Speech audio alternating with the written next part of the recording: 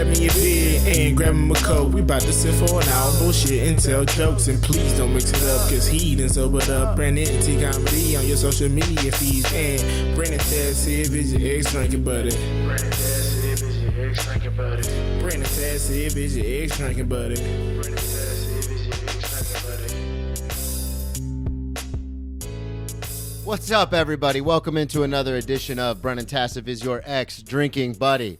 I'm your host, Brennan Tassif. If you're new to the show, quick rundown of the show. So I used to be everyone's favorite drinking buddy. It was my favorite thing to do, hang out with friends, get drunk, do drugs, get in trouble, and reminisce about old stories.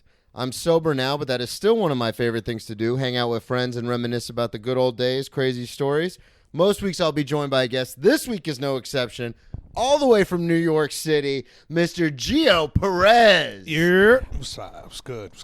What's up, man? Yeah, I'm over here making friends with your dog. Yeah, You know what Maya. I mean? She's a very popular mainstay on the show. I'm going to make sure she really, gets my scent, so when I break in here, she doesn't attack me when you're gone. That's what I was telling you. I was like, I made a shopping list. They wouldn't let us bring our guns, but we got to bring our dog. Yeah. It's a cool dog, man. It's a beautiful dog. It scared the shit out of me at first. Yeah, I'm not going to lie. she always Its bark does. was a little vicious. Yeah, she's pretty loud. But plug everything up front because I don't want to forget. You have a huge show coming up at the Stand. Plug everything. What do you got going on? All right, I got two shows coming. We have January 18th, which is next Tuesday. That's at 9 o'clock. We'll just say 8 o'clock. Get there early. 8:30. Doors at 8. Show Doors at at 9. 8. Yeah, doors at 8. Go there early. Drink. The staff's amazing. The food's great. That's at the Stand? That's at the Stand. That's in the upstairs room. February 15th, the day after Valentine's Day, we're doing the main room. Oh, shit. Yeah. We brought on another one of our boys who's going to help us produce and host. He's a great host. Shout out to my boy, Pandarin, Pat Barry. What's my up, guy, Pat? Patty B. That's going to be at the Stand as well? That's 23-1? That's 23-1. That's going to be downstairs. We got an amazing lineup. Well, I don't. It's not complete yet, so I don't want to drop the lineup. Yeah, but don't do that. Yeah. So far, I got some great comics. What else? We got the podcast On the Gate, which is also me and Derek. Pat is also a third mic, and Leo Cerfresi. He's I always fuck up his. Leo C. He's our. There are like third mic and shit. We are the rotating third mics. Okay, yeah, because we had Derek on. We talked about the 23-1 and the On the Gate, and that's his partner in crime when it comes to that stuff. Yeah. Those are. Yeah. As soon as it's funny because I met Derek. The way I met Derek was crazy. Like I wasn't really supposed to meet him, but the fact that I just drove to the spot instead of walking with them, I got into the place, and I was doing Joey Bats, right? That outdoor space. Jared. When was this? This was last February. No, last January. This is almost a year ago. Holy shit, It was a year ago. We was at Joey Bats, and I was doing Jared Show's Mama's Boy, and he had told me, he's like, yo, I'm going to this other show around the corner. Derek told you this? No. This is before I met Derek. Oh, this okay. is Jared Shorts. He was Schwartz. I always fuck up his last name too. But by the way, I'm just gonna say this now. I fuck up everybody's name. Yeah, don't take it personal. Don't take it personal. I've been calling people the wrong shit, my friends, and they always call me out cousins that I've known my whole life.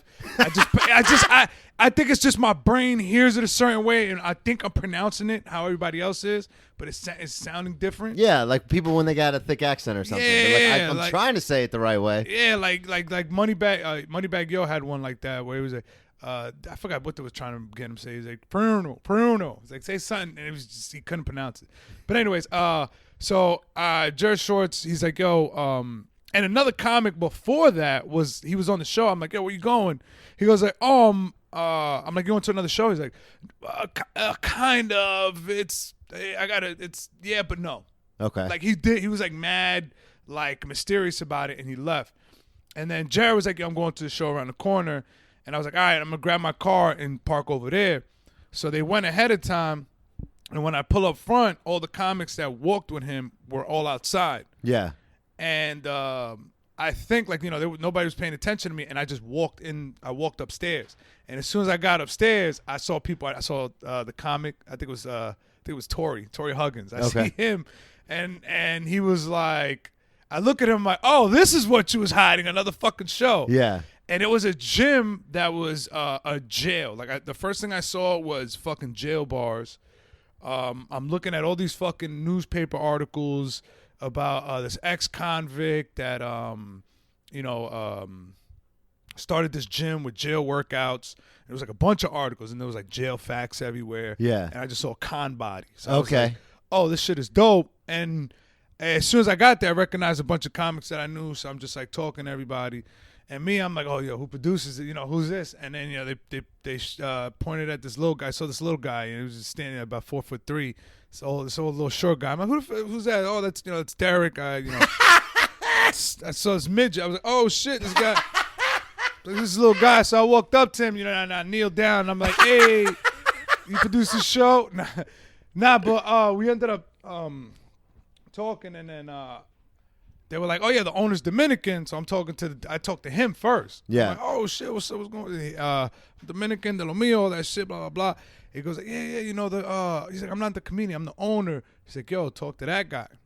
And then I go talk to Derek, but I wasn't like asking about like, yo, can I get up? Because I never go to a show and ask to get up the first time. Never. Either, yeah. I've been to shows millions of times and never asked to go up. Yeah. But like that day, I just wanted to just like talk. Cause I'm like, yo, this is dope. Like this little fucking area to The combat thing, yeah. So then the show's over and we're talking. And he goes like, oh, why don't you tell me you're a comic? I would have threw you up. I'm like, nah, I never asked the first time ever. And but he's like, yo, I'll get you on the next month. And I was like, yeah, it's cool, whatever. And then I come back a month later. I do the show. It was fun. And then we just clicked after that. He's like, hey, man, you want to run a show here? And I was like, I'll run a mic at first, and then I'll do a show. And it just became that. It was So just, was that how the 23-in-1 show started? No, but that was convict comedy. Okay. Right, that was convict comedy. But he was doing his own thing there for like I think about 4 months by then. But he was still doing it. Right, so he had his show that was on a Tuesday. I had mine that was like on a Saturday. And I did it a few times, and then it just got to the point. And then Jared also did a show there, Mama's Boy. He did a few of them there. Because they had like 3 different spots. You could do it in the gym. Then there was like this spot upstairs that was like this big empty hall. But I heard there was kind of like an echo in there. Yeah. Like a reverb that just made it Yeah, sound you get tall bad. ceilings in a big hall, yeah. Yeah, and then they had the rooftop, which they did during the pandemic, but people called the cops, so that was... Oh, got shit. dubbed quick, yeah. Something everyone in that institution is used to. Yeah, and then he heard that once. He was like, yo, cops. He was like, yo, that's it. No more. But he convinced them to keep doing it indoors if they kept it, low key. But then he just kind of got tired. The owner got tired of the bullshit. He was like, yeah, But that's how you originally met Derek? Yeah. Because you guys have spawned like a whole thing now with the 23-in-1 and then the On the Gate podcast and everything. And it's something I really enjoy and appreciate as someone who's been arrested 8 times, and I talk about it on stage and being in jail. But it's funny because you meet some comics and they're like I'll have them on the show and they're like, well, I've never really gotten into any kind of trouble. I've never really, and I'm like, live your life, man. Like, what are you doing? Yeah. And then I meet other people like you and Derek and stuff, and it's like, oh, like I was talking to Derek at the stand one night, and I was like, yeah, man. So I was a trustee and I was at a substation and everyone got pissed. Like I got jumped my first day. And he goes, oh, because you took someone else's job. Like he, boom, instantly got it. Yeah. And we were talking back and forth and there's like 2 other comics in with us and like, the fuck are you guys talking about? Yeah. Like what's a trustee? What's a substation? Like, and so it's interesting how you guys have turned some things that have happened in your past into this whole, not empire, but this whole thing moving forward between podcasts and shows and everything like that. So how did you, because you're from New York, correct? Yeah. Okay. And how did you get into like stand up? Like take me back to like, how did you, because Derek told the story about how he got into it, which was he was talking to somebody, he ended up on their podcast, and the next thing you know, everything's kind of rolling.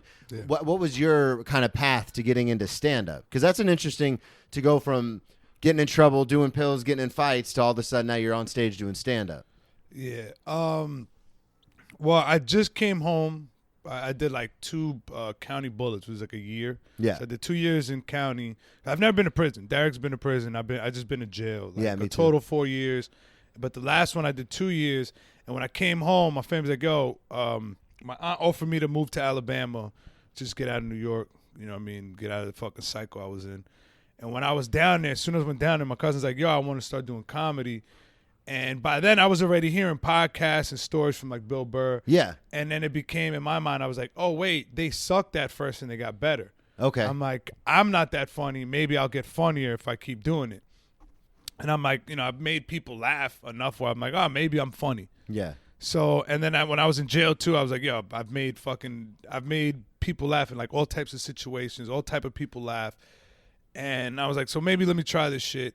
And then my cousin's like, yo, I got a bunch of jokes written. Now you write jokes and we'll go do an open mic together. Okay, this is where in Alabama? This is Central Alabama, Coleman. Okay. Coleman, fucking one of the most racist counties down there. All right. It's famously racist. Is I it? had a joke about it, while I was down there.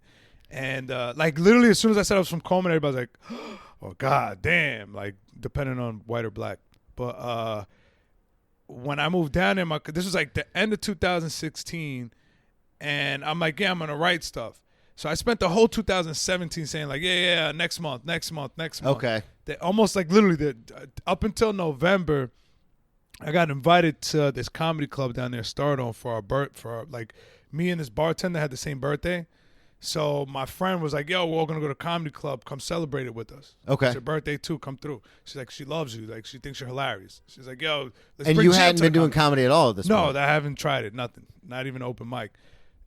So this is like the end. This is like literally on my birthday of 2017. Okay. So I go up there and then I see this short dude come up and he's doing like these short jokes and it's stuff that I'm like, holy shit, I think of stuff like that. Like I'm not like I don't have all these big bits, but I have little things like that. Like little like one-liner kind of things. Yeah. So I was like, maybe this shit is easier. And then I saw this other dude who came out.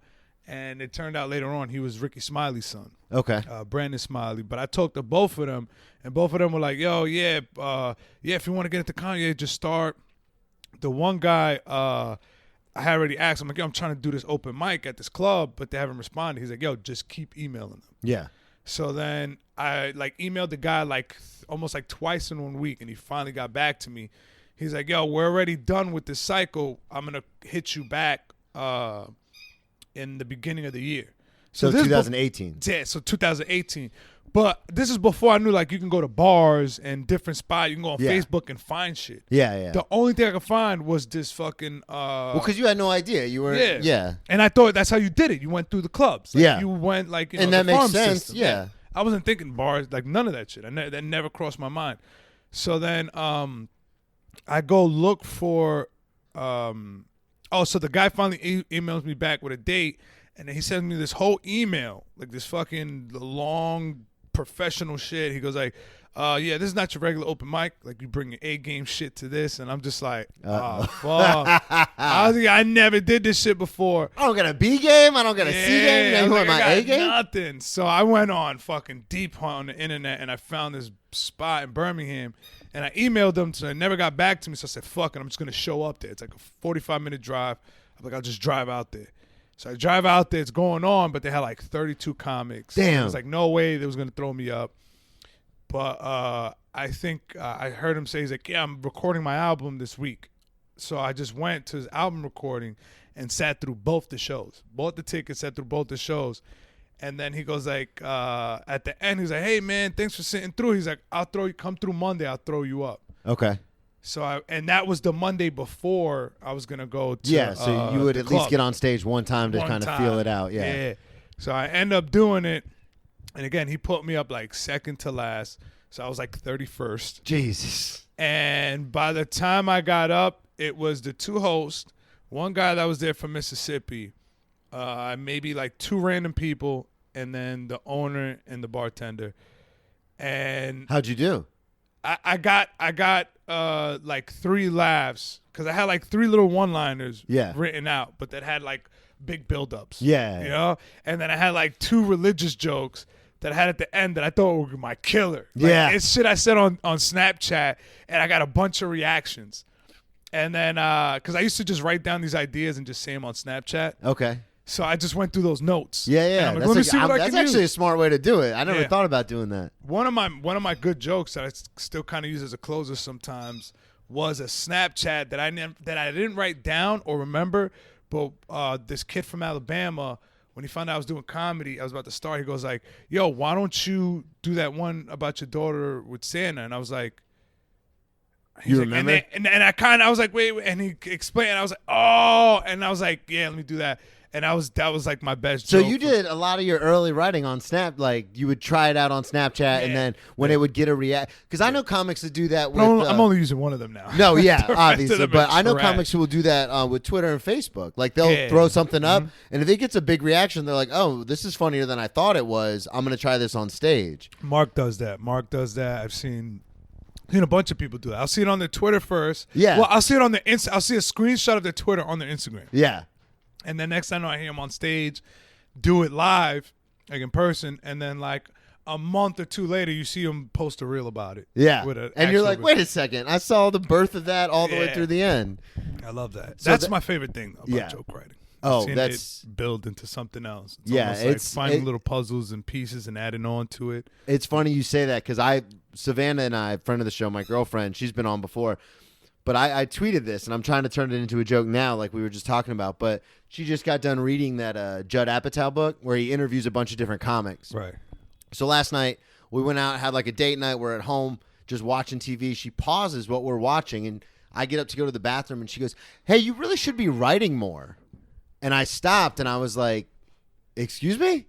And it kind of turned into this fight. But she's like, "I'm reading all these interviews with all these comics in a Judd Apatow book, and they talk about like, oh, if something doesn't work after you try it a couple times, throw it away." And I go, no. You work it out until you fix it. Like if you think it's funny, and then you work it out until the crowd thinks it's funny. And I found myself having an argument with someone who's never done stand-up before. And I was like, what are we even talking about? Yeah. I was like, I've been doing this since 2009. You read half of a book, and now you're trying to tell me?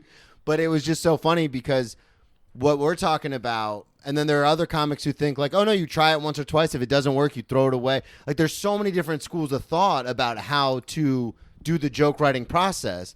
Yeah. So I love it because like you were saying, it's like watching a child grow. Like from a tweet or like something you just throw out and then a couple people laugh and you go, oh, maybe there's something here. Yeah. And then you build on it, you work on it, you throw stuff away, you add stuff to it. And then next thing you know, you're closing with it and you're like, oh, this has really turned into something, which is probably, like you said, one of my favorite parts about comedy in general. Yeah.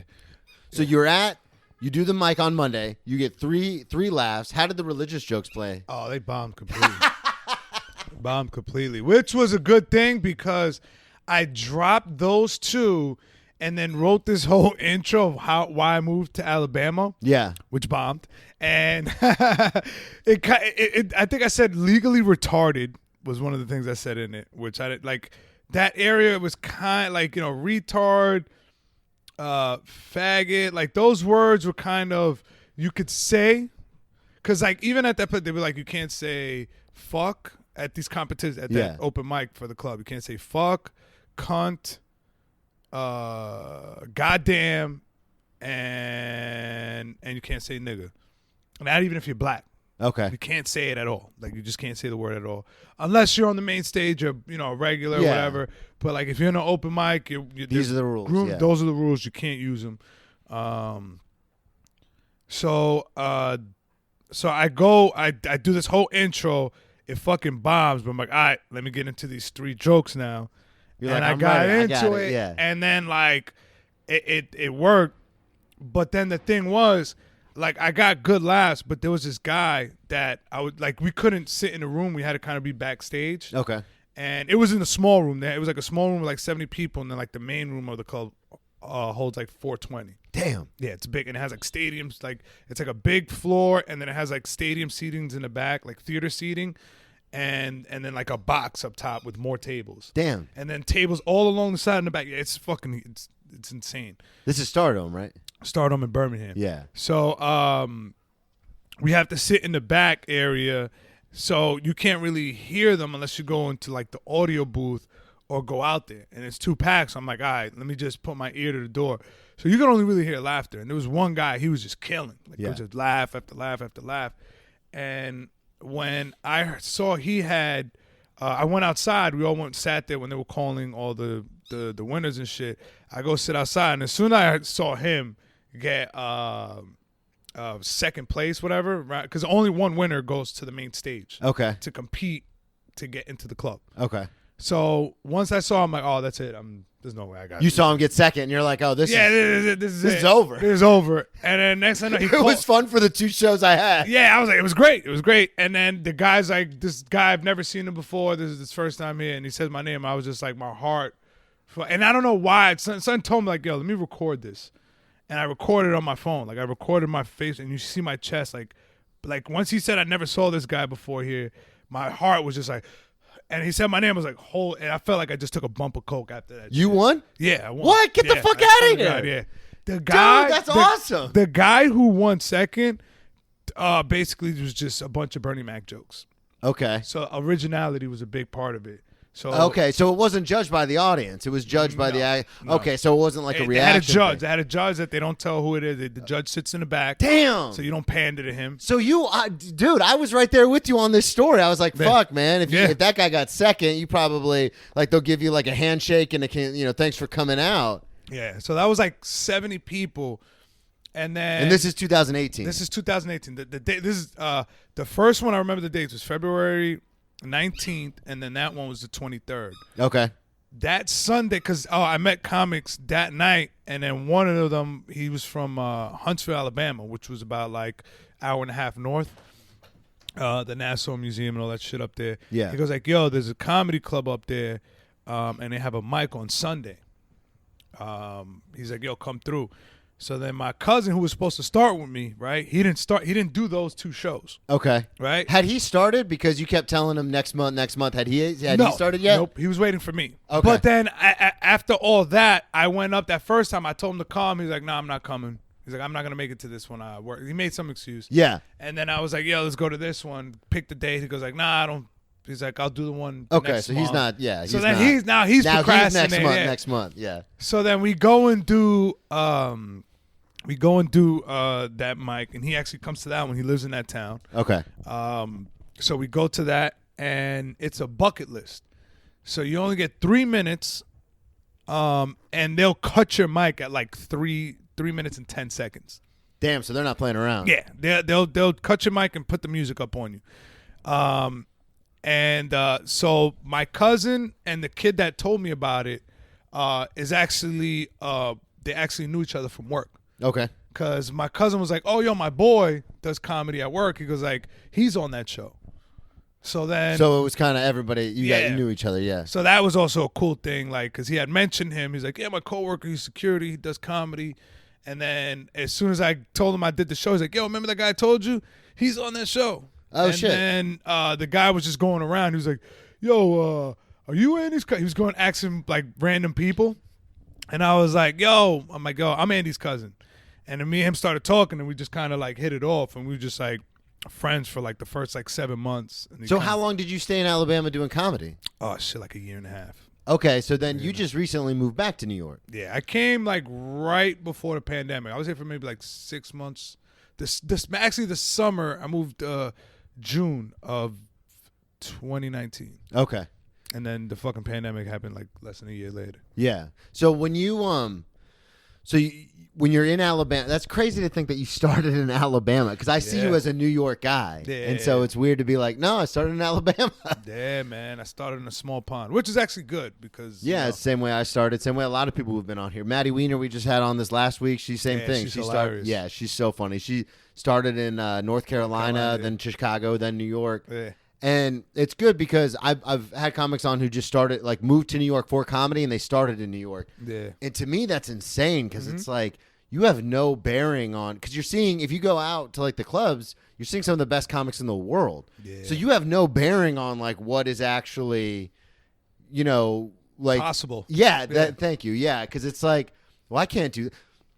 I mean, I've been doing comedy since 2009. It still happens. Like, I went to a show that Soder was on, and he went up. And, like, because he's been touring and stuff, and he got up and just, like, destroyed. And I was like, I'm never going to be there. Like, what am I doing? Yeah. And if I didn't have the foundation that I had, that I got at in a smaller area, I would just be like, nah, fuck this. I'm going back to Florida. But because, like you developed jokes, you kind of had a base, and then when you got back up here, you're like, I can hang a little bit. I know what I'm doing. Yeah. So when did you I want to get into some of the stories that you sent me because some of them are pretty insane. Yeah, they're all crazy. But those are the ones I can remember too. yeah, so how do I want to word this? So you started doing comedy through your cousin. You guys kind of talked about it, and then you just kind of got into it. And now this is like your thing. Like, do you consider yourself? Because I say it all the time, and I don't mean any offense by this, but I say all the time that there's people who do comedy, and then there's comedians. Yeah. So you would consider yourself a comedian. Like, this is your life, is doing comedy.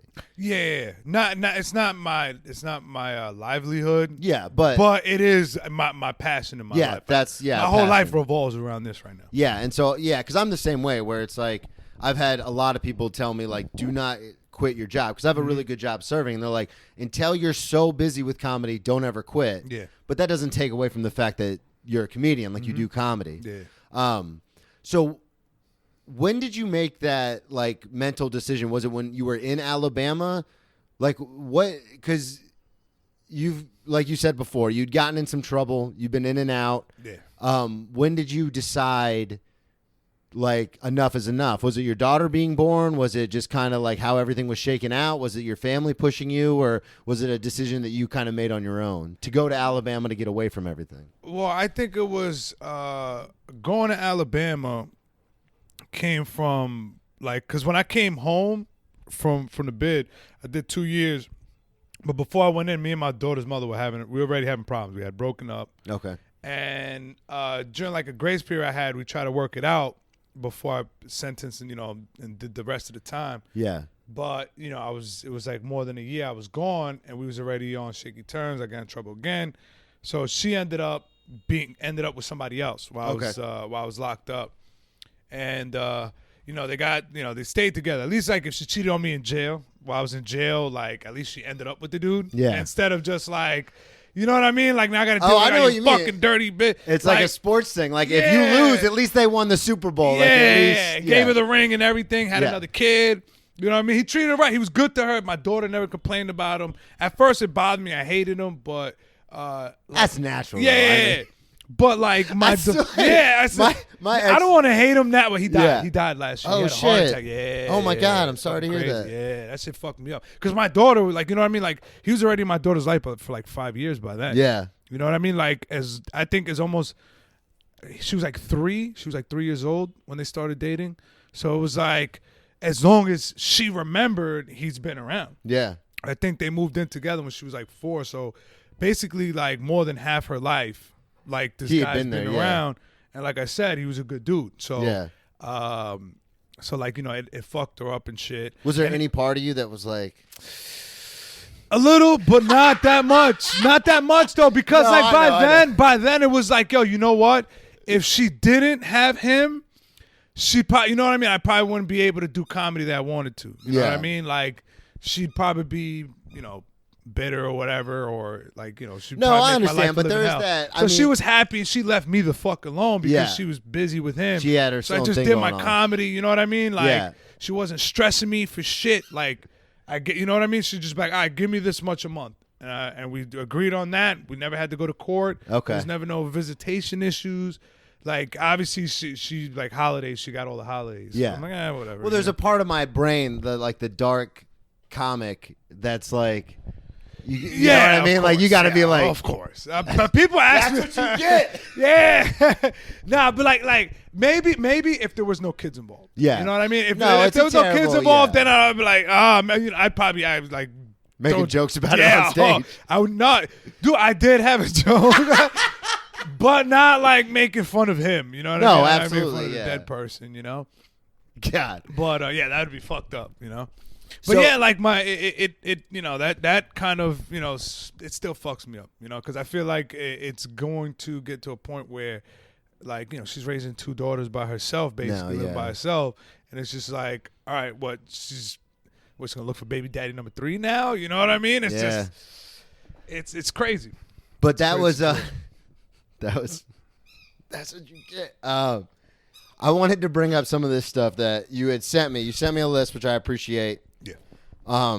So you seem to be a bit of a fighter. from the list that you sent me. Yeah, is that a short temper or is that?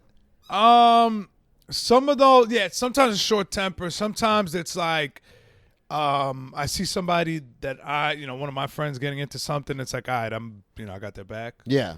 Well, because that's the one thing about it is that sometimes it's just pride. People get in trouble. I've been in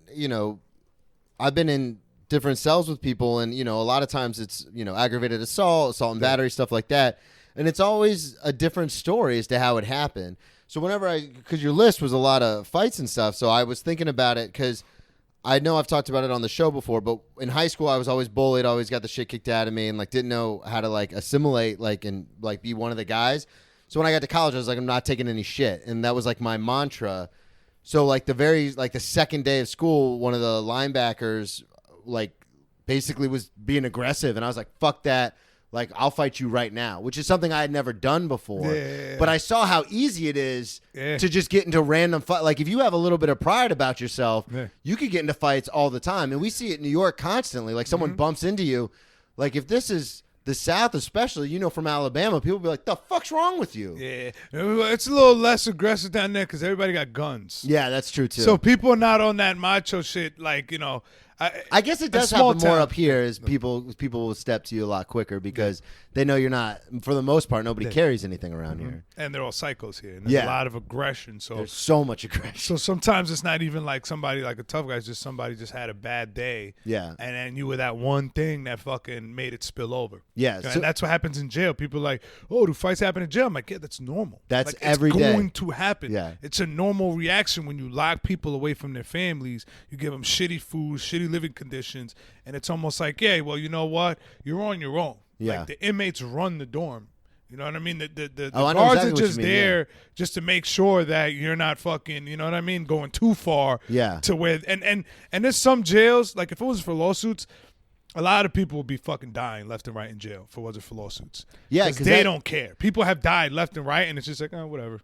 Yeah, because I saw that when I first got into Palm Beach County. This is the story I was talking to Derek about. Right when I walked in, they were TV room. And I was like, what? I just got here.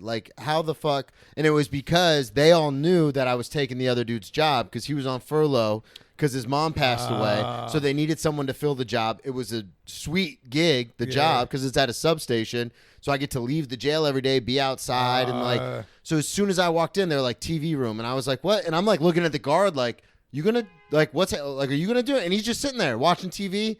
He's like, all right. See you later. And I was like, the fuck's happening? But that's just how it is. Yeah. So when you got into, I want to talk about this first one where you stabbed a guy, you almost stabbed a guy for taking your seat at the Dark Knight. Oh yeah.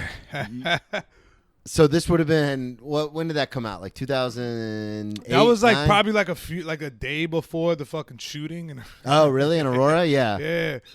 So it's when it came out. The movie theater was busy. And yeah, because that movie was it was huge. Yeah, it was huge. So we went to the movie theater. It was a big group of us. This is in New York? Yeah, this is in New York. Okay. I don't want to say specifically. No, where, yeah. It's in the New York area, tri-state area. So then I had to hold seats, right? And I remember some of my cousins were standing on this line. I'm like, yo, you don't have to stand. Just come help me hold these seats. You guys want me to hold these seats by myself? I can't do it. Yeah, because this is back before the assigned seating and all that stuff. Yeah, before the assigned seating shit. And I'm like, yo, we're trying to get everything in the same row. So when I spread out, so I run up in there. I throw my jacket on one side, and then I go sit on the other side. And then I'm holding a seat, and literally my people walking in, and the guy just grabs my coat and moves it one seat over. Goes kind of just tosses it over. Yeah. And I just yell, I'm like, yo, my man, I'm like, that's my seat. That seat is taken already. And he just sat down and ignored me. Oh shit. So then I just walked over there, and by then everybody had came up. Everybody sat down. I'm like, yo, look, you're in my seat. And he's just standing. It's a big dude. He's just standing there like this, ignoring me. So I literally just smacked all the food out of his hand. I'm like, boom. Did you really? I got up. As soon as he got up, I took my switchblade out, and I said, what's up? What do you want to do? And then I'm like, go ahead. I'm like, go. And he just looked at me, And then I was like, yeah, you fucking fat. And I just started cursing at him. I was like, yeah, go. And then him and the kid that he was there with, he was like, this guy looked like he was probably like he had to be maybe like late 30s. And he was probably with a kid like in his mid 20s. So as soon as he does that shit, and because I'm pissed off because he just grabbed my jacket and threw it over, and he was just sitting ignoring me. And then as soon as I smacked the popcorn and he got up, I just kind of flipped the blade. I was like, boom. And he was just like this. He looks at the blade, and then he just walks out. So then I just take the seat, and I thought about it. I was like, fuck, he's going to probably come back with management. Management, the police, all sorts of shit. So then I walk out. So I said, fuck it. I just walked towards the exit right there, and I just stood there, and I was just like, all right, I'm going to stay back here. If I see them walk back in with people, I'm just going to leave. Had you gotten into any kind of trouble at this point? Like legal trouble? And like, hell yeah. Because this was, I mean, my first arrest, I was 16, and this was like in my 20s already, like early 20s. So you knew, like, I'm not going down for this. Oh, yeah, like, I know this is a charge. Like, I threatened somebody with a knife. This is not, I'm ending up in handcuffs. Yeah, and that's not a throwaway charge either. Like, you pulled a knife, so that's like. Yeah, I threatened a man's life. Yeah. So, I was just like, I've actually done that too. So that, everybody, they watched the movie, whatever. I left. I just hopped in the car and left. I just bounced around. Oh, so the management never came, but you just left anyway? Yeah, I left. No, they came. Cops came. Everybody. They came. So he really did go down and tell management. My family lied about my name. Like, shit. That's blah, blah, blah. So, so I was good on that. Like, so nothing came from that. And you said you that was because I was fucked. That's when I was like taking a lot of Vicodin. That's what I was about to ask you. Yeah, those are probably like blues. Actually, I was probably taking a shit ton of Roxys back then. And I was just mad aggressive. Like, I just fucking had a short temper. And when did you get into taking pills and stuff? Was that why you got arrested at 16? No. I didn't like pills at first. I used to sell a lot of pills. Make you itchy? Yeah, well, no, I was scared of them because it would take like half hour for you to feel it. So I'm like, how can you know if you took too much? Okay, that makes sense. You know what I mean? You can feel like you're getting too drunk. You feel like you're smoking too much. You know what I mean? All that shit when it's like, but with pills, it's like, it's too late. It takes a while It's too late. Once you know, it's too late. So I was always scared of it. And then I got into a fight when I was 18. I ended up getting my neck cut with a razor in my hand. So from the surgery, they gave me painkillers. Like, the doctor gave it to me. And then plus the morphine they gave me at the hospital. I'm like, wow, this is amazing. Yeah. And plus I was like, yo, this is dope. I'm like, I've had this shit in my possession the whole time. And then after that, I was just fucking selling them and because I've always sold them. I've always sold coke, weed, and pills. So it was like with pills, I just always had it around. I always had connects for it. I knew crackheads that would just sell their scripts for dumb cheap. This is before like pills were. I remember getting like Roxy's. Like, I remember I used to sell them for like $10 a pop. Damn. I was getting it for like $2-3 a pop. Really? Yeah. You can't do that anymore. That back, it would be like $7. I'd pay because what the thing was 50 cent a milligram. I think it is. So if you had a 15 milligram, you were paying $7. Okay. So like an 80 milligram oxy was worth $40 in the streets. Like, that was like retail price. Okay. So like I was getting it cheaper than that, and then just buying it and like somebody had a script. I'm like, yeah, I'll give you $120 for that, and I can fucking flip that and Oh yeah, for sure. Almost $1,000. Because that was the big thing in Florida. They had the pill mills because there were so many like retired people that lived in Florida. The doctors would just write painkiller scripts like crazy, and that's how it got like they really cracked down in Florida. Because I know it's state to state, but in Florida, if you have a painkiller, like a level 1 narcotic, that's not, if it's out of the bottle, it could be your prescription. Yeah, if it's out of the bottle, it doesn't matter. Yeah. Like, I've been being sentenced, and people in front of me, they're like, it was my prescription. Like, I brought all the paperwork. They're like, it doesn't matter. It was out of the bottle. Yep. 5 years per pill if it's out of the bottle. And I'm like, Jesus Christ. Like, they really crack down on all that kind of stuff. Yeah, so they get crazy. They're crazy. It's not like the good old days where you could get it for 50 cents a milligram. Dude, like, there was some times where it was like I would get, if I caught somebody desperate, I would get like a shit ton of pills, or like they came off and they were just fiending for drugs. Hey, nope. Maya, stop. I would get like a shit ton of pills, like 200-300 pills for maybe like $100 worth of coke, or are you like serious? $120 worth of coke, which cost me $20, $30, maybe even less than that. Because back then I was getting like 17 a gram. Okay. For like raw shit, and then I also get some like recompressed shit for like 15, 14 a gram. Damn. Yeah. So you just always had it around. Yeah. And was that, if you don't mind my asking, was that like a product of your environment, like the neighborhood you came up in, or was that just something you got into personally, or was it just always around when you were growing up? Well, like, because I grew up in Yonkers, so like there was always like drug dealers around. I was always fascinated by that shit. Like, okay. My mom like would not let me go to certain parts of the building where we lived in Yonkers. Cause like, you know, she knew that was where like she whooped my ass one time twice because I would just always want to go over there. Yeah. I just loved being around them, hearing the shit they were talking. They were always joking around, shooting the shit. Yeah. It's like it was just attractive. So that lifestyle was yeah. attractive. Yeah. So like, but we moved to Long Island when I was like 14. But by then my mind was already like, yo, that I always gravitated towards the bad kids in school. Like I was just a class clown. So, you know, I was, you know, I want to say rebellious. I think I got rebellious at 14 because like my mom was like very strict when I was younger. And then by the time I got like 13, 14, I'm like, nah, fuck this shit. I would just leave. Even though she's like, you can't leave the house. No, I just fucking leave. Yeah, because you realize what you're going to do. And then she'll kick me out of the house. Like she'll throw my clothes in the bag, leave it outside. And then I'll just be leaving, like, you know, sleeping from friend to friend's house. And then after like 2-3 weeks, like, come back to the house. Okay. Like after I'm gone for a while, I was like, come back. And it was like, because as you put it so elegantly before, what do you want to do? Yeah. So what do you want to do? What do you want to do? You know, and because she realized like, I'm just gonna be going anyways, and she like, you know, a mother being scared that I'm always out. Yeah, she's thinking like, I was this kid alive, and this is before cell phones. Oh, you know, yeah, this is like, you know, early 2000s, you know, 2001, 2, and 3, and by 2003 or 4, like that's when I started getting into like selling hard drugs and shit, like coke and like I had got in with like old, like I said, I always saw like the worst kids. And I'm like, oh, I'm gonna make that person my friend. Yeah, like, you know what I mean? That's how I love, you know what I mean? You hang out with certain people, and it's like I don't want to talk about fucking video games. I don't want to talk about fucking real life. Comic, but yeah, I want to joke about stupid shit, and you know. Did you when you were inside, did you also gravitate while you were inside to like the rougher people inside? Dude, I don't know what it was, but I would always like 2 or 3 times I would just end up clicking with like one of the big dudes in there. Yeah. And it won't even be something at first.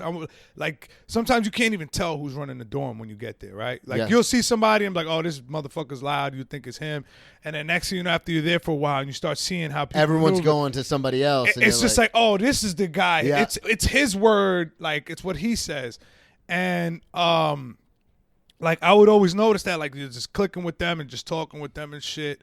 Because a lot of people in jail, like, they get on some, they have, like, ignorant minds, you know? Like, they just want to talk about gang shit, you know what I mean? They want to just talk about drugs. Like, they don't talk about anything, you know, deeper than that, you know what I mean? Like, it's just the same, they just street shit. You know, those are guys that go home and just constantly talk about, like, jail stories, you know? And I do that now because I got tired of it for years. Like, I do it now because it's like, yo, I know people are interested in it. Well, and especially in this environment, because now you're dealing with people who have no idea about it. This is not me just talking to a random person in a fucking party. People, you know, this is actually being recorded, and you know, I mean, I also want to turn this into funny stories, and I'm like, all right, now I have a purpose. But before, I'm like, why am I talking about my past? Like now that I'm in comedy, I'm like, yo, I got to talk about my past. It's the same. You know I do the same exact thing. Now I want to talk about it. Between drinking and drugs and going to jail and stuff. Before it was like, oh, I should hide from this. Like, I don't want anybody to know. Like, I regret it. Yeah. And now that I'm doing comedy and stuff, I'm like, oh, not only can I make this funny, but also it could help somebody. Like somebody who just got out who thinks like, oh, my life's over, fuck this. And then we're joking about it. It's like, oh, maybe it's not so bad. Yeah. So it's really admirable to talk about it now, like you said, because we're recording it. You're not just hanging out with your boys and everyone's just sharing their different jail stories. Because then you could get sick of it real quick. I know that's... In my experience, that's what happened with me was, you know, you go to an AA meeting and everyone's like trying to one up each other about jail stories. And it's like, what the fuck are we doing, man? Like, we've all been there. Like, it's cool. Like, we don't have to bring it up. Yeah. But then when you talk about it with people who have never been in that environment, it opens up a door. It opens up a window for them to see. Yeah. Dude, when I'm with sometimes even when I'm with Derek and Leo and we're talking about like street shit, I get like depressed. I'm like, yo, this is what are we getting out of this right now? Yeah. Like, let's save this for the pod. Let's do this on the podcast. You know. Same thing with like when I talk with my friend, like that he's not a comedian. Like we used to sell drugs together back in the day, and we talk about the glory days or whatever. Yeah. And like this kid was one of those guys. There's people that are stuck in that. They get away from that lifestyle, and that was like their peak. You know what I mean? Like now they got Just a regular like the jock job. in high school. Yeah. Yeah. It's like that, or the hot girl that Yeah. got washed up and got kids, or the guy who was could have been a football star, the Al Bundys. Now working at a shoe store. You know what I mean? Remember the days when we used to sling? Yeah. Everyone respected me. Everyone. It's like, man, we don't live that life anymore. Yeah, and it's just like, yo, how many years do you want to be stuck in that mindset instead of just like, yo, you know what? I want to. Because, like, people be like, yo, man, I should have done this in my 20s, man. I wish I would have known this when I was 20. I'm like, all right, but now you know this. Now you could do something about it. So you're not in your 40s looking back like, damn, I should have done it in my 30s. Yeah. That's how I look at comedy. I don't want to be in my 40s Yep. like, damn, why didn't I keep doing it? Why didn't I grind? Especially, not only, like, I know a lot of people that I've been around are going to make it. You know what I mean? I'm not saying like just my friends, just people that I've done mics with. Yeah. People that I've been around. And if I get away from comedy and I start seeing that shit, I'm like, You're going to be like, what the fuck? What? Like, I should have stayed. Yeah. Why did I stop? Well, and that's the other thing, too, is I've talked to people about this where I've been like, I'm so mad because I started comedy at like 22 in 2009 or 21. And I'm so mad that like, between drugs and drinking and getting arrested, like I stopped doing it for months, if not years at a time. I'm like, man, if I would have just stuck with it, where would I be?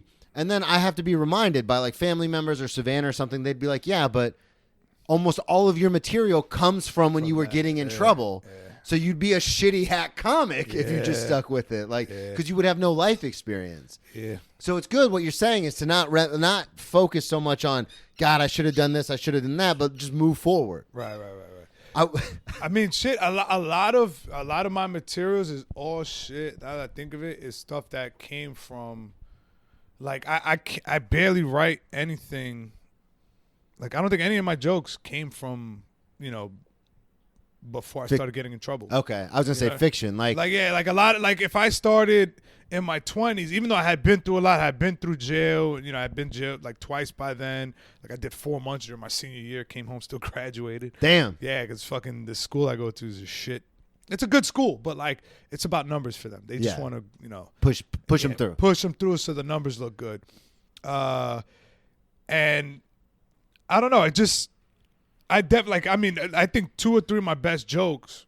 Like the joke about my daughter never would have came if I didn't go to jail that last time. And me and her mother never split. Then I never would have had this fucking joke I got about acid because I never would have met the girl who inspired that joke. Yeah. And this other one about the snowball, you know what I mean? Yeah. That's another one. I never would have had that because, that was the last thing I went to jail for. So if I would have stayed out of like let's say I would have changed my life even at 20, a lot of this shit, like, I've been through a lot by then because, like, I got this at 18. Already had, seen a lot of crazy shit, done a lot of crazy shit. But I think all the wild shit, like me hitting rock bottom is what led me here. Yeah. Because I feel like if I never would, I'd probably be in the same cycle of, like, just getting high. Because I see my friends are still there. Yeah. Because they never hit that. They never hit that low. They just kind of, just been staying above water. Just staying. You know what I mean? Like me just hitting that fucking that the lowest I can go. Just I feel like that is what like pushed me to come. All that, like the part where I was fucking suicidal at one point. It was just bad. Yeah. It was just like I was in a fucking dark. The thing I love about like comedy, and I'm always grateful for it, is I remember when I was like a drug addict, I thought I could never get out of it because I had relapsed so many times that I was just like, oh, this is going to be my life. I used to look at people when I first went to jail and I'm like, I'm not going to be like that guy. You know what I mean? I'm not going to be that guy who's, he's like, he's like in his late 30s talking about, yeah, you got to do this. You're going to keep coming back. And I'm like, nah, I don't know. You know what the fuck you're talking about. You've just been a fuck up your whole life. And then, 10 years later, I'm looking at, a guy who's in his 20s getting locked up for the first time. And I'm like, oh, shit, I did become that guy. Yep. And then I saw the guys who were, doing state bids and, locked up because, like if I get caught on some serious shit now, I'm doing state time. Yeah. With my record, I was going to say there's no way around it because they're going to look at my shit like, oh, you haven't learned. Yeah, I'm in the same boat. If I go back to Florida and get anything, I'm going away for a long time. Especially like my last 2 charges were violent felonies, so you know what I mean? Like the time is different on that. I'm doing 10-month years instead of 8-month years. And so I'm just like, I'm very extra. Sometimes like, certain situations, I got into a fist fight, 2-3 weeks ago. Did you really? Yeah, me and Derek. Not me and him. We didn't fight each other. Oh, I was going to say, some guy, he got into it with some guy, and I ended up jumping in. Well, see, and that's the interesting thing, too, because I've hung out with you two, Derek more so than you at this point, but I'm sure, now that I live up here, we're going to run into each other a lot more. But the times that I have seen you guys, like at the stand and stuff, it's obviously a different environment. It's, everyone's hanging out, we're having a good time. Mm-hmm. But in the back of my head, because I know I have that switch, so I know you guys have that switch where it's like, oh, if things pop off, like if things are going, they're going. Yeah. And you're not thinking like, whoa, yeah, we're in a restaurant. Yeah. If I see Derek getting jumped in the stand, not my thing is gonna be like, hey guys, can we take this outside? Yeah. My first reaction is like, yo, I'm sorry, I'm gonna break a chair, but I'll pay for it. You know what I mean? Like, hey Joe, how much you guys for 2 chairs I broke? Or those guys had. Be like, we're missing some butter knives. I don't know, man. I don't know what you're talking about. I took him home to bleach the blood off of them. You mentioned the snowball. Yeah. And that is a story you had written down. You sent me. One. Yeah. So that was the last time you got arrested. Yep. What happened? I was home on a grace period for this gun charge that I had. So okay. I got released so I can get sentenced. Like, spend time with my family, get sentenced. And yeah, because a lot of times what happens is you'll get arrested, and then if you don't post bail, you have to sit in there until you get until the verdict comes back. Yeah. And then once the verdict comes back, sometimes they will give you a little between the verdict and the sentencing. Not the verdict, but the copping out. Yeah, because I didn't take it to trial. Just like I copped out. So the adjudication and the sentencing, because those are normally a couple weeks, if not a month apart. Yeah. So they gave me like 5 weeks, and then literally the weekend before I was supposed to go in, we went out for my brother's birthday, and I remember telling everybody like, let's not do it. Let's just stay home. I remember talking to my cousin. And are you still doing pills and stuff at this point? No, I'm clean. I'm clean at that point. But I did drink that night. A couple Long Island iced teas. There you go. Get some. And then next thing I know, my brother got into it with one of the bouncers, and me and him arguing. Oh, but before, this is what fucks with my head. I was talking to my cousin from Alabama. Yeah. Years before I moved down there. And I told him, yeah, we're going out. And he's like, yo, be careful. I had a bad dream about you. And I was like, I had a bad dream about you and your brother. And I was like, what? And I was like, it's crazy. I had a dream. Like, I just had a dream about you, but I didn't remember one of the parts, right? But I remember him saying something about the Bible because he's mad religious. So he's like, yo, all I remember you saying was like the book of Mark. He said, yo, read the book of Mark. But I was like, damn, I can't remember what was the other part. And it was in my head was like it was just like escaped me, like what was the main part of the dream, why he said that, right? And then I go out that night. My brother gets into it with the bouncer, and I kind of get in the middle of it. And it's your brother's birthday, right? Yeah, but this is my little brother who's getting into it. It's my older brother's birthday. My little brother's acting up. He was drunk. So I get in the middle of it. I kind of diffuse it, but the next thing I know, the fucking bouncer kind of goes to like mush my face. Like I went to go walk back in, and he went to mush my face. So then I was pissed, but somebody had pulled me back. But by then I just saw like, snot. I just went to throw it to kind of like, egg him on. And I just threw it at him. And then I grabbed my brother. And snowball. You snowballed. Just a snowball. It just went like this, threw it at him, and then grabbed my brother, and we ran out. And like fucking 3 bounces like fucking ran out. And, we left. And then next we're running. But I think by then the cops were already called. And I get down the corner, and I see my brother run left into this parking lot, like this parking space, whatever. And I busted a right, and I made a right. And when I'm running, next thing I know, it was a dead end. Oh shit! And I look back, and the cop fucking pulls in, and I was like, "Fuck!" There was nothing I could do. And then they took me back. The guy's like, yeah, that was fucking him. He's the one that threw it. And then they put me in the car, and I'm like, yo, why am I getting arrested? Like, what did they give me? He's like, yo, I don't know. Like, we're just going to take you in. He's saying he threw a bottle at him. Like, a bottle? Like, I didn't throw a bottle at him. I'm like, a snowball. I didn't throw a bottle at him. He's like, well, he's bleeding from his ear and all this shit. So I'm like, oh, fuck. So I get to the precinct, and next thing I know, they're like, yeah, it's a felony assault. I'm like, felony assault for a snowball? He's like, nah, it was a block of ice. There was rocks in it. They're saying it's. I'm like that doesn't make no fucking sense. Because you just randomly grabbed a handful of snow and threw it at him. Now they're saying there was rocks and shit. It was a little solid, right? Yeah. But it was all snow. Yeah. Right? Yeah. But the thing was, right, so they said it was a bottle, and then on his statement he said it was a rock of ice, a ball of ice with rocks in it. Okay. That's what he said.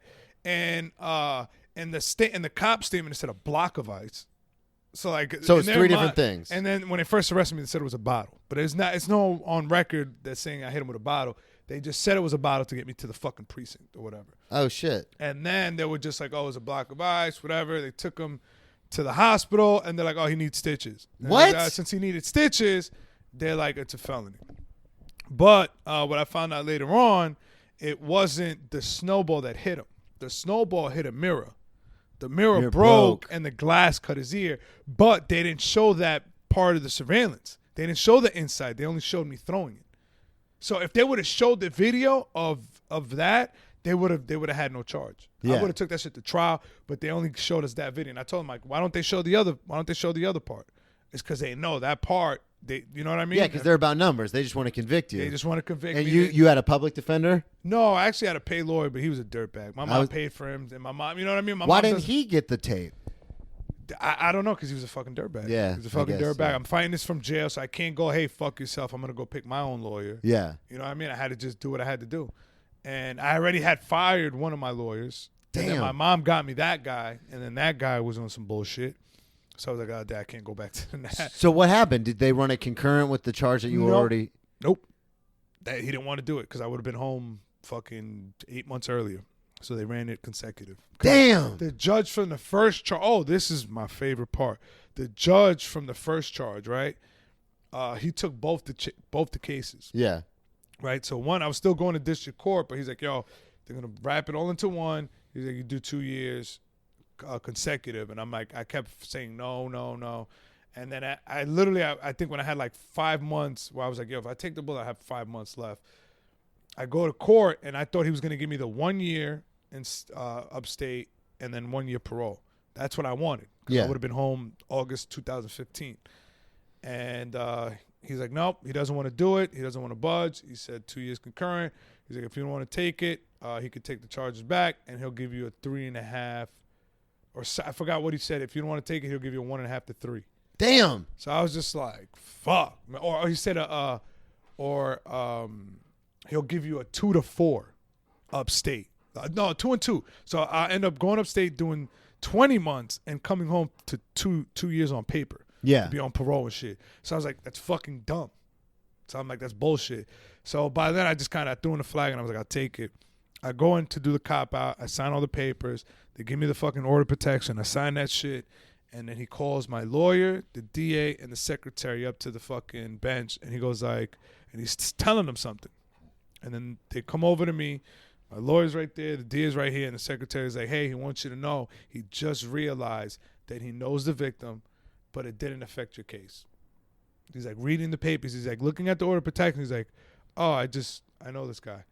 And in my head, I froze. Now that I look back, I was like, yeah, I should have just bugged out. I should have threw a scene and be like, yo, on the record, that's bullshit. If you knew the guy, you should have. You have to recuse yourself. Yeah, you have to recuse yourself. This doesn't count. Drop this. This is bullshit. You're fired. I'm fired. Mistrial. I should have fucking bugged out. Yeah. But in my head, it just, I was just still kind of stunned. You're in shock. Yeah, I'm like, what the fuck? And I was like, yo, I just got played. I just copped out to a violent felony for a bullshit snowball fucking charge. If they would have showed that gun, if I would have took it to trial, they would have known, like, all right, yeah, the fucking, it hit the mirror cut him, not the snowball. Yeah. So this is not the charge. You guys mischarged me, fucking mistrial. Yeah. And for everyone listening, the difference between consecutive and concurrent is that if you get something and then they run it concurrent, they basically lump everything into the one sentence. Yeah. So you get three months for this thing, 8 months for that thing, a year for that. You serve the year, and then everything kind of bundles into that year. When you run consecutive, they stack everything on top of, or not on top of it. Like you don't start one till you finish the next one. Exactly. So I had to finish 1 year before I started my next year. God, man, Instead of for 2 different charges. So he made sure it was consecutive. So, and then the upstate thing is a lot of times they'll say 3, but what it is 50% in and then 50% on paper. So on papers is parole, probation, anything like that. The flat bids. That's what they started doing, the flat bids, which was saying that people are saying that it's worse because you like even if you max out, you're still coming home to parole. Yeah. Like some people they're like, I'd rather take a 1.5 to 3 than take a 2 and 2. Because you gave them 4 years instead of 3 years. Yeah. And then there's people that would like literally max out, like they won't go home. Like they're like, I'm just gonna do all my time because I know I'm gonna come back. Well, because once no, they'll go home, and when they violate parole, they're like, I'd rather just max out. Yeah, because that's the thing that I realized. Because a lot of my stuff, I only have one violent, and it was still just a misdemeanor because it was just an assault. It was just a fight.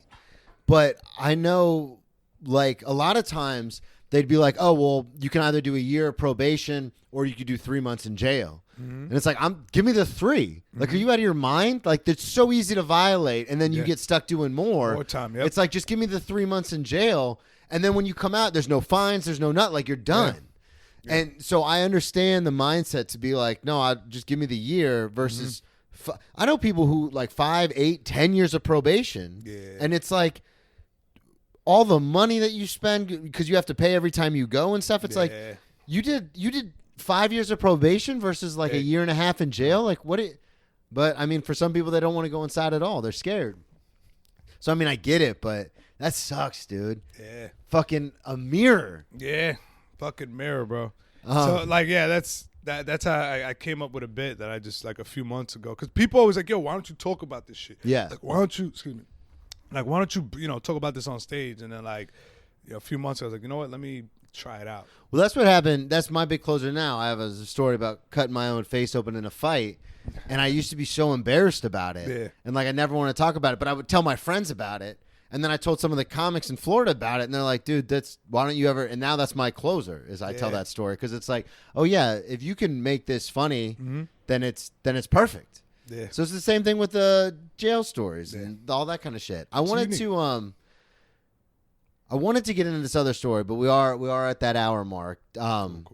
Do you want to talk about the brawl in the backyard? Yeah, I'll try to give the quick version of it. Okay. We was at a house party, and my cousin was dancing with this girl. My cousin who's in Alabama, he was dancing. This is years before he moved down there. Okay. And he was dancing with this girl. So this is in the Northeast. Yeah, this is in Long Island. And I was trying to keep it as vague as possible. Yeah, Long Island. So we go to Long Island, and we're at this party at this girl's house, and she's dating this guy, and he's there with all his friends, right? Yeah. And now we're friends with her, like, cousin's friends with them, whatever. And my cousin was dancing with one of these girls, and her boyfriend was there.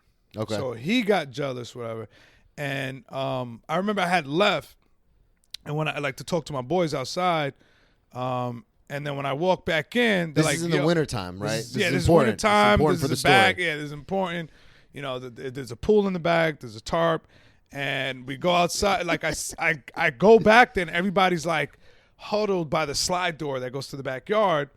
And I walk back there, and I notice that the guy's there with 2 of his friends and just my cousin. And I turn to my other cousin. I'm like, yo, why the fuck is he out there by himself? Like, yo. So I go to try to open the door. And the girl's boyfriend is just that lives there. She's holding the door. He's holding the door closed. Okay. So I'm like, yo, I'm like banging on the door, and then I just end up yanking the door open. Okay. You know what I mean? Because obviously he can't lock it from the outside, so I just yank it open. And then next thing I know he's seen I was the one. He goes in and grabs his girl by the face. Oh shit. Yeah. And then I just kind of push by him and go outside, and he's trying to hold me. And I was like, yo, why y'all got my cousin out? Like I was just tight. There's 3 of them out there, and they're talking. And I see my cousin like, yo, there's nothing serious. I was just dancing. I didn't like that. So as soon as I walk outside, the guy who was pulling on me we just start at that. Oh, he's like yanking on me, and I'm like just pushing him back, like, yo, get up off me. And then all of a sudden, I see one of my younger cousins just fall back and get pulled into the pool. Oh shit! By some kid. Like they both, like, I guess he went to grab him, and they both fell into the pool. So at that point, I just start swinging on the guy now. Yeah. Because I know it's a brawl, but everybody's still like, everybody rushes out. The girls pull him away, and he got distracted by something else. And I remember running over. They had like this little tiki bar set up outside from earlier, and I just ran over. I look, and I see a corkscrew. Like the little ones that you pull. Yeah, for the and wine I just bottles. remember yeah. I grab it, I pulled it, I pushed the cork, like so the screws out, and I hold it from the bottom, and I just ran at the dude, and I just started hitting him in the face with it. Oh my god! And then and then I see like just people fighting all around the pool because there's probably like 5 of my cousins, like me and like 4 of my cousins there, and they're all fighting, and I think it's just like 3 of them, and then also the girl's cousin was there too. But like at that point, you can't. It's really hard to tell who's who. You can't. Yeah. Yeah, it's just like I You're just swinging, knew. yeah. Yeah. So at one point I almost started swinging at that kid until I saw that he was hitting one of the dudes that we were fighting. Yeah. And that's when it like No one wears uniforms in a street brawl. no street brawl. Yeah. So like everybody's going in. I saw one of my big cousins. He fucking knocked some dude down, and then next thing I know, I'm running, and it's like the biggest dude, fucking. Me and him fall into the pool together.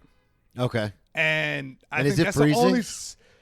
I can't remember. It probably was. Yeah. Like I didn't get too wet. Like my younger cousin, the one he got pulled in, like they fell, like he was almost drowning. Like they almost drowned. They had to like yank him out. But like me and the dude, I think me and 2 of the guys all 3 of us fell in. And then I started hitting one of the guys in the face, but it was already broken by then. The corkscrew? So the cork was broken, so I'm just hitting him with like this freaking ripped off nub that it's on the side, whatever. And I noticed like after the fight, he was one of the dudes that he had like blood like leaking down his face. But like he had hit me like twice, and I just like blindly just like swung it at him. And like the guy just kind of let go, like he stopped swinging at me. Yeah. And I remember jumping out of the pool. And then by then, like they had already all stopped. Like they didn't want anymore because they saw like, yo, we was just gonna keep going. And then both of them, I found out the big dude, I fractured part of his skull. His orbital bone. Yeah, like right here. And then the other guy just kind of like he just kind of had scars. Did they call the cops? Nah, they didn't call the don't call the cops. cops. They didn't call the cops. But How do you leave a situation like that? Like after the fight, you're out of the pool. Does everyone just be like, "All right, we're out of here," or do you like run away, or like I how don't do you? even remember because I think it's just like they didn't want anymore because they were kind of outnumbered at that point. Yeah. So you guys just kind of like turned around and walked out. Yeah, I don't remember how we left. I don't know if they Because left or we that's left. always so fascinating to me. Like those little things. Like everyone always talks about how it starts and the actual fight, but it's like, yeah, but when it's done, like how do you? I grabbed the kitchen knife at one point. Too. Did you? Yeah, they didn't let me go back outside. Yeah. They didn't I wouldn't let you go back outside either. Everybody grabbed me like yo, because by then it was like the brawl like had already like it was almost at the, like towards the end. It was over. And Yeah. I like ran in real quick. The corkscrew was broken. I was like, I need a new weapon. And then I ran back out. But they didn't. They took the knife from me. And Yeah. I just said fuck it. I ran back out. But like, you know what I mean? It was everybody's just soaking wet. They would, you know what I mean? It was a fun brawl. It was a fun. There you brawl. go. Well, that's they didn't want any more. That's a great way to end it, man. Plug everything one more time. Plug the podcast. Plug your social media. Everything you want people to follow you on. All right, so we got a couple. We got Geo Perez 86, GEO. People always look GIO. GEO Perez, On the Gate podcast. Then we have 23 and 1. These are all on Instagram. The number 23, the word and the number 1, and then comedy. That's on Instagram. Look for our podcast on YouTube, On the Gate. Or you can follow me on Instagram, and I have the link tree in my bio, and then everything you need to know is there. February 15th, we're at the Stand, main room, 10 o'clock. And February 18th, we're in upstairs. January 18th. January 18th. Thank you for that. Yeah, January of course. 18th, we are in the upstairs. Upstairs, room 8 at o'clock. 9 o'clock. 9 o'clock. 8:30. We'll say 8:30. we got an amazing lineup for that one. That one we have Hans Kim from Kill Tony. We have Little Sasquatch from Barstool. I was gonna say Barstool Comedy. There's no Barstool Comedy. No, right? I don't think so. There should be. Hey, Dave Portnoy, holla at me. What else? We have my girl Onika McLean. We also have. Fuck, I'm gonna fuck this up. It doesn't matter. We have an amazing lineup, and you Come guys to should the show. out. Come to the show. Ticket link is in my Instagram. Beautiful. Thank you, everybody, so much for listening. Follow me on all social media at Brennan T Comedy, BrennanTComedy.com for all the dates, the merch. Check it out, and we'll talk to y'all next week.